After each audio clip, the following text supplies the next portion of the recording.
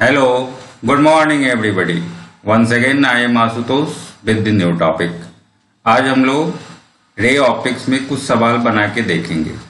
पिछले क्लास में आप मिरर का सारा चीज पढ़ चुके हैं, प्लेन मिरर और स्फेरिकल मिरर, उसके फार्मूला को भी डिराइव कर चुके हैं। अब कुछ सवाल बना के हम लोग देखेंगे कि कैसे हम उन फार्मूलाज को यूज कर सकते हैं।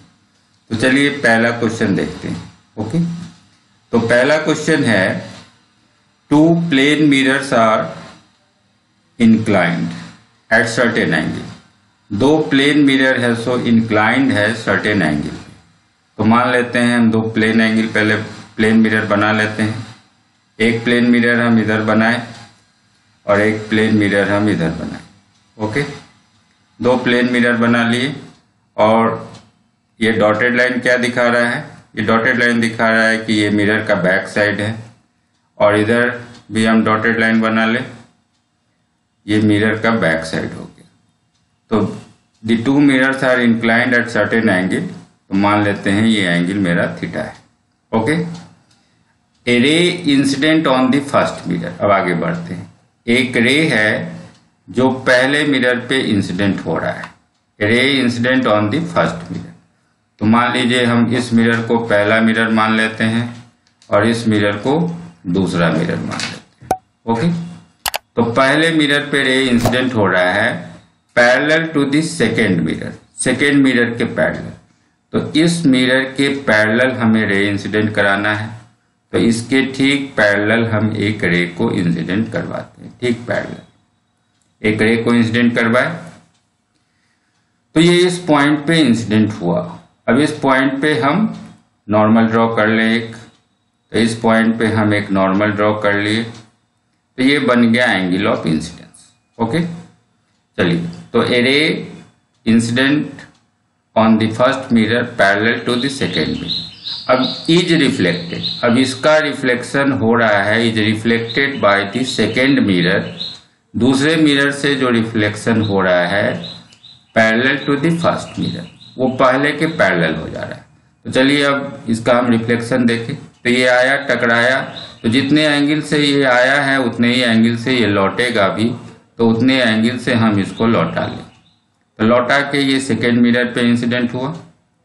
अब यहाँ से इसका रिफ्लेक्शन होगा, तो यहाँ से जो रिफ्लेक्शन होगा वो कहा जा रहा है parallel to the first mirror. ये पहले मिरर के पैरेलल हो जाएगा। पहला मिरर नीचे है तो इसके हम पैरेलल, ये रिफ्लेक्शन होगा, तो ये इसका रिफ्लेक्शन हो गया। तो अब आपको करना क्या है? तो find out the angle between the two mirrors. आपको दोनों मिरर्स के बीच का एंगल निकालना है। मतलब ये जो एंगल थीटा है इसका वैल्यू आपको निकाल के बताना है। ठीक है, तो रे डायग्राम तो बन गया। अब देखिए हमें सिर्फ सिंपल ज्योमेट्री यूज करना पड़ेगा। तो देखिए क्या करते हैं हम लोग। तो ये एंगल थीटा है और इस रे के ठीक पैरेलल आप ये रे लिए हैं। ठीक है, तो ये एंगल थीटा है तो ये एंगल भी थीटा हो जाएगा। ओके, ये थीटा होगा और आपने ये परपेंडिकुलर ड्रॉप किया है। तो नाउ द रिमेनिंग एंगल ये कितना बच जाएगा? ये 90 डिग्री माइनस थीटा बच जाएगा। तो ये एंगल 90 माइनस थीटा है, यही एंगल ऑफ इंसिडेंट है, इंसिडेंस है आपका। नॉर्मल और इंसिडेंट रे के बीच का एंगल ये 90 डिग्री माइनस थीटा है। यही आपका आई बन गया पहले मिरर के लिए। तो आप जानते हैं जितना आई होता है उतना ही आर होता है। तो ये लौट रहा है इतने एंगल से, ये एंगल आर है, तो इसका वैल्यू क्या हो जाएगा? इसका वैल्यू भी 90 डिग्री माइनस थीटा हो जाएगा। ओके, तो ये 90 माइनस थीटा है तो ये भी 90 माइनस थीटा होगा। तो अब ये एंगल क्या बच गया? तो आप एक नॉर्मल ड्रॉ कर रहे हैं यहाँ से यहाँ तक, तो टोटल एंगल 90 है और ये 90 माइनस थीटा है, तो ये थीटा होगा, तभी ये 90 माइनस थीटा हो जाएगा। ओके, तो now this angle is theta, this angle is also theta. Okay, तो दो एंगल हमें पता चल गया थीटा। अब यहाँ देखिए, अब ये एंगल थीटा है तो ठीक इसके पैरेलल ये जो एंगल होगा, क्योंकि ये लाइन और ये लाइन दोनों पैरेलल है, तो ये एंगल भी थीटा हो जाएगा। ओके, अब जो रे इंसिडेंट हो रहा है सेकेंड मिरर पे इस पॉइंट पे, तो यहाँ पे हमें एक नॉर्मल ड्रॉ करना होगा 90 डिग्री का एंगल बना के। तो हम ये नॉर्मल ड्रॉ करें, ये नॉर्मल ड्रॉ कर लिए। तो this angle is theta, then this angle will be again 90 degree minus theta. ये 90 डिग्री माइनस थीटा हो जाएगा। तो ये 90 माइनस थीटा है, तो again this angle will B 90 degree minus theta. Okay, क्यों ऐसा है? तो नॉर्मल और इंसिडेंट रे के बीच का जो एंगल होगा वो एंगल ऑफ इंसिडेंस, तो जितना एंगल ऑफ इंसिडेंस उतना ही एंगल ऑफ रिफ्लेक्शन। तो ये 90 माइनस थीटा, ये भी 90 माइनस थीटा। तो बचा हुआ एंगल क्या हो जाएगा? तो आप चूंकि नॉर्मल डाले हैं तो ये बचा हुआ एंगल भी थीटा हो जाएगा। तो अब आपका जो ये ट्रायंगल बना उसमें तीनों ही एंगल थीटा थीटा है। ओके, तीनों एंगल थीटा थीटा है, तीनों एंगल इक्वल है। तो तीनों एंगल का सम अगर हम निकालें तो 3 थीटा आ जाएगा, और 3 थीटा का वैल्यू 180 डिग्री होता है। तो थीटा का वैल्यू क्या हो जाएगा? थीटा का वैल्यू 60 डिग्री हो जाएगा। तो हम देखें क्या कि दोनों मिरर 60 डिग्री के एंगल पे इंक्लाइंड है। ओके, तो ये क्वेश्चन कुछ केवल लैंग्वेज का हेरफेर है। इसमें आपको लैंग्वेज पे थोड़ा ध्यान देना है कि इसके द्वारा क्या रिफ्लेक्शन हो रहा है, तो बाकी आपको सिंपल ज्योमेट्री यूज करनी है। ओके, चलिए हम नेक्स्ट क्वेश्चन पे आते हैं। नेक्स्ट क्वेश्चन है, an object is placed in front of A concave mirror.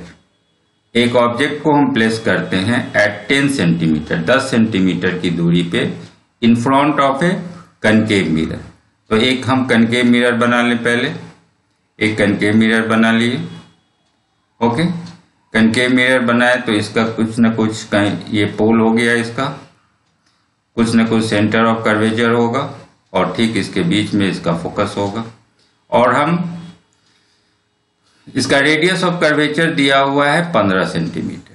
ठीक है, तो यहां से यहां तक की दूरी हो गई 15 सेंटीमीटर। ये आपका आर का वैल्यू है, रेडियस ऑफ कर्वेचर दिया है 15 सेंटीमीटर। तो इसका हाफ हो जाएगा focal length, focal length F हो जाएगा 7.5 सेंटीमीटर। Okay, 7.5 centimetre. अब 10 सेंटीमीटर की दूरी पे आप ऑब्जेक्ट को रख रहे हैं, तो मान लेते हैं इससे 10 सेंटीमीटर की दूरी पे हम एक ऑब्जेक्ट रख रहे हैं ए बी। ओके, एक ऑब्जेक्ट ए बी रख दिए। तो हमें करना क्या है? तो हमें निकालना है पोजीशन क्या है, नेचर क्या है, और मैग्निफिकेशन क्या है इमेज का। इमेज का पोजीशन, नेचर और मैग्निफिकेशन निकालना है। तो व्हाट आर गिवन डाटा, क्या क्या दिया हुआ है गिवन डाटा देखिए। तो ऑब्जेक्ट को आप कहाँ पे रख रहे हैं? 10 सेंटीमीटर की दूरी पे। तो u का वैल्यू हो जाएगा 10 सेंटीमीटर, लेकिन हमें साइन कन्वेंशन यूज करना है, तो बाईं ओर है सब चीज। तो u का वैल्यू -10 सेंटीमीटर हो जाएगा। रेडियस ऑफ कर्वेचर r का वैल्यू दिया है 15 सेंटीमीटर, ये भी निगेटिव होगा क्योंकि लेफ्ट की ओर आप दूरी नाप रहे हैं। तो रेडियस ऑफ कर्वेचर 15 सेंटीमीटर है, तो f का वैल्यू r/2 हो जाएगा। r/2 से निकालेंगे तो ये आ जाएगा फोकल लेंथ -7.5 सेंटीमीटर। 15 का हाफ हो गया 7.5 सेंटीमीटर। तो u दिया हुआ है, f दिया हुआ है, you have to find b का वैल्यू क्या होगा। ठीक है, तो हम मिरर फार्मूला को यूज करें, 1/b + 1/u = 1/f। तो 1/b कितना है? तो 1/b हमें निकालना ही है। u का वैल्यू डाल दें, u है -10, तो ये हो गया -1/10। ये माइनस डाल दिए हम क्योंकि u निगेटिव है, -f का वैल्यू है 7.5, तो हम 7.5 डालें। तो 7.5 को हम 15/2 लिख सकते हैं। /2 2 ऊपर चला जाएगा, तो ऊपर हम 2 बना लें। तो यहाँ से हम v का वैल्यू निकाल सकते हैं। तो 1/v का वैल्यू क्या हो जाएगा? v का वैल्यू -2/15, और इधर आ गया -1/10, उससे जाएगा तो +1/10। तो अब यहाँ हम सिंपली एलसीएम ले लें, 15 और 10 का एलसीएम लेंगे तो कितना होगा? मान लीजिए ये 30 आ गया, तो 15 दूना 30, 2 आ गया तो -4 और +3, तो -4 + 3, तो that is equal to -1 / 30। Okay, तो ये 1/v का वैल्यू है। तो v का वैल्यू क्या हो जाएगा? v का वैल्यू हो जाएगा -30 सेंटीमीटर। तो अब भी निगेटिव आ रहा है, इसका मतलब कि इमेज भी आपका इसी साइड बन रहा है 30 सेंटीमीटर की दूरी पे। ओके, तो व्हाट इज द पोजीशन? पहले का आंसर आपको मिल गया, पोजीशन हो गया 30 सेंटीमीटर, आपको 30 सेंटीमीटर की दूरी पे आ गया। अब नेचर निकालना है, मैग्निफिकेशन निकालना है, तो मैग्निफिकेशन पहले निकालिए। तो एम का वैल्यू आप पढ़े हैं h'/h that is equal to -v/u। Okay, अब इसका वैल्यू हम डाल दें। तो -v का वैल्यू क्या है? -30 है, और u का वैल्यू क्या है? u का वैल्यू है -10, तो -10 डाल दिए। तो ये आ गया माइनस, ये कट गए, 3 आ गया तो -3। तो m का वैल्यू हमें मिल गया -3। तो अब देखिए m का वैल्यू निगेटिव आ रहा है, तो m का वैल्यू जब निगेटिव आता है तो कैसा इमेज बनता है? तो रियल एंड इन्वर्टेड बनता है, रियल एंड इन्वर्टेड। आप पढ़े होंगे पिछले क्लास में, m का वैल्यू निगेटिव है तो रियल है और इन्वर्टेड है। तो इसका मतलब कि पोल से हम 30 सेंटीमीटर इधर की ओर चले तो हमें उल्टा इमेज मिलेगा। कितना? तो 30 सेंटीमीटर की दूरी पे हमें अब a' b' ये इसका इमेज मिल जाएगा। ओके, तो आप पोजीशन भी निकाल लिए, नेचर भी निकाल लिए और मैग्निफिकेशन भी निकाल लिए। ओके, चलिए हम नेक्स्ट क्वेश्चन पे आते हैं। एक कनकेव मिरर का बना लिए, एक कन्वेक्स मिरर का भी सवाल बनाते हैं। तो एक 45 सेंटीमीटर नीडल, एक 4.5 centimetre needle is placed 12 centimetre, अब 12 सेंटीमीटर की दूरी पर रख रहे हैं फ्रॉम ए कन्वेक्स मिरर, एक कन्वेक्स मिरर से, जिसका फोकल लेंथ दिया हुआ है 15 सेंटीमीटर। तो पहले एक कन्वेक्स मिरर बनाए, हम एक कन्वेक्स मिरर बना लिए। कन्वेक्स मिरर बना के हम इसका पोल डिसाइड कर लिए, यहाँ पोल है, इधर सेंटर ऑफ कर्वेचर होगा और इधर फोकस होगा। तो अब आपके पास दिया हुआ क्या है? तो हम 4.5 सेंटीमीटर का नीडल 12 सेंटीमीटर की दूरी पर रख रहे हैं। तो यहाँ पे हम ए बी रखे, एक ऑब्जेक्ट कितनी दूरी पे रख रहे हैं? 12 सेंटीमीटर की दूरी पे रख रहे हैं। तो ये 12 सेंटीमीटर हो गया, और इस नीडल का हाइट क्या है? तो ये 4.5 सेंटीमीटर है। ओके, तो आपके पास दिया हुआ क्या है? तो ऑब्जेक्ट का डिस्टेंस u का वैल्यू दिया हुआ है -12 सेंटीमीटर, ये बाईं ओर है इसलिए u का वैल्यू -12 सेंटीमीटर, और फोकल लेंथ दिया हुआ है 15 सेंटीमीटर, फोकल लेंथ राइट में है, ये पॉजिटिव होगा। तो f का वैल्यू हो गया +15 सेंटीमीटर। ओके, तो u दिया है, f दिया हुआ है। अब आपको क्या करना है? Find the location of the image, location of the image, image कहाँ पे बनेगा उसको लोकेट कीजिए और मैग्निफिकेशन भी निकालिए। इसका मतलब पहले हमें v निकालना होगा, v का वैल्यू क्या होगा। तो अब फिर हम लोग मिरर फार्मूला को यूज करें, 1/v + 1/u = 1/f। तो v निकालना है, रहने दीजिए, u का वैल्यू है -12, तो ये हो जाएगा -1/12, और f का वैल्यू है 15, तो 1/ ये +15 हो गया। तो 1/v आ गया आपके पास 1/15 + 1/12। अब इसको सॉल्व कर लेंगे तो v का वैल्यू आ जाएगा। तो 1/v = और 15 और 12 का एलसीएम लेंगे तो ये 60 आना चाहिए, 60 आ गया। तो ये हो गया 4 और ये हो गया 5। ओके, तो इट इज 9/60।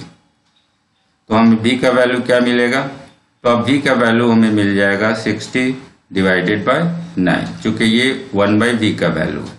इसे सॉल्व कर ले तो ये क्या होगा? 3 से अगर कट करेंगे तो यहाँ 3, यहाँ 20, तो 20/3, ठीक है, 3 से भाग दे तो 6 पॉइंट कुछ वैल्यू आपके पास आएगा। तो आप सॉल्व कर सकते हैं। तो अब देखिए ये v का वैल्यू पॉजिटिव में आ रहा है, v का वैल्यू पॉजिटिव है, इट मीन्स इमेज आपको इस साइड मिलेगा 6 पॉइंट कुछ दूरी पे। फोकल लेंथ यहाँ दिया हुआ है 15 सेंटीमीटर, इसका मतलब कि इसके बीच में ही, पोल और फोकस के बीच में ही कहीं ना कहीं आपको इमेज मिल रहा है। पहले अब मैग्निफिकेशन निकाल के देखें तो m का वैल्यू क्या आएगा, माइनस वी बाई यू के फॉर्मूला पे डालेंगे तो माइनस v का वैल्यू आ रहा है 6 पॉइंट कुछ something, okay, and divided by u का वैल्यू आ रहा है, u कितना है तो 12 है, तो इसको सॉल्व करेंगे, -12 है u का वैल्यू, तो रिजल्ट आपका पॉजिटिव में आएगा सर्टेन। तो 6 में 12 से भाग देंगे तो 0.5 के रेंज में ये आने जा रहा है। तो अब क्या निष्कर्ष निकला कि अब मैग्निफिकेशन चूंकि पॉजिटिव आ रहा है तो इमेज आपका बनेगा वर्चुअल एंड इरेक्ट, सीधा भी बनेगा और वर्चुअल बनेगा। वर्चुअल का मतलब कि मिरर के पीछे बनेगा, तो वर्चुअल एंड इरेक्ट, तो ये मिरर का बैक साइड हुआ, बैक साइड में बनेगा सीधा इमेज और कितना बड़ा बनेगा, तो मैग्निफिकेशन चूंकि हाफ हो रहा है तो ये इसका साइज छोटा हो जाएगा, डिमिनिश्ड होगा, जितना बड़ा ऑब्जेक्ट लिए हैं उससे छोटा इमेज यहाँ पे बनेगा 6 पॉइंट सम डिस्टेंस पे, ठीक है।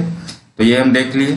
अब इसमें क्वेश्चन है third portion, describe what happens, अब बताइए क्या होगा as the needle is moved farther from the mirror, needle को हम मिरर से दूर ले जाएंगे तो क्या होगा। देखिए अब ये नीडल आप रखे हैं 12 सेंटीमीटर, अब धीरे धीरे इसको दूर ले जाइए, दूर लेते जाएंगे तो क्या होगा, तो देखिए आपका इमेज जो है ये और धीरे धीरे छोटा होता जाएगा और होते होते अल्टीमेटली फोकस पे आप पहुंच जाएंगे। आप पढ़े होंगे कि ऑब्जेक्ट अगर इन्फिनिटी पे होता है तो इमेज फोकस पे बनता है और उसका साइज अब धीरे धीरे डिमिनिश होते होते फोकस पे एज ए पॉइंट आपको ये मिलता चलेगा। तो that is your third portion, okay. तो उम्मीद है आपको सब समझ में आ गया होगा। अब आप मिरर से रिलेटेड और भी सवाल खुद से बना सकते हैं, हमने आपको 3 सवाल बना के दिखा दिया है, अब बाकी आप प्रैक्टिस करें, ओके।